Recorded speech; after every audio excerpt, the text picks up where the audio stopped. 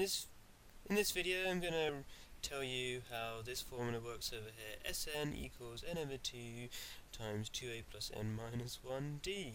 What does that formula do? Basically, it sums up the first n terms of an arithmetic series. What does that even mean? Well, it means, arithmetic series, as I've been saying in earlier videos in this series of videos on arithmetic series, basically there's number patterns with common differences, and summing up means to add up, and the first n terms means, well, if I said S20, that means I'd add up the first 20 numbers in this arithmetic series or this number pattern. So I want to add up the first number, the second number, the third number, all the way to the 20th number if I was summing up the first 20 terms.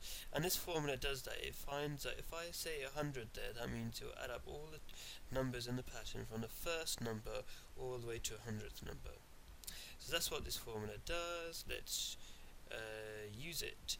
Here's a question to demonstrate it. Find the sum of the first 60 terms of the arithmetic series that has nth term 3n plus 2.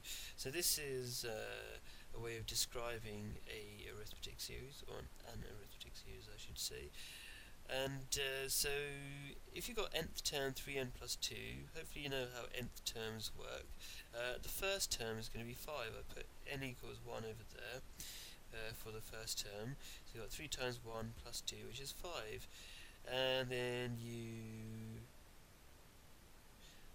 get to the next term is 3 times 2 plus 2, which is 8, etc, etc. So go 5, 8, 11 and more numbers after that.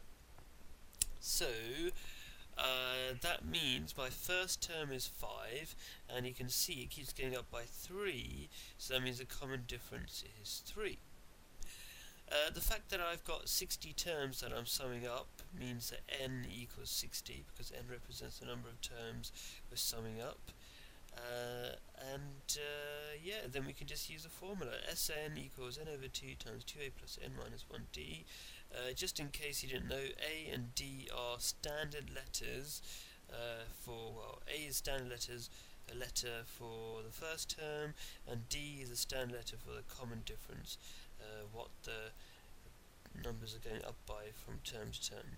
So let's stick in these three numbers. A is 5, d is 3, and n equals 60 into here, and basically you get this.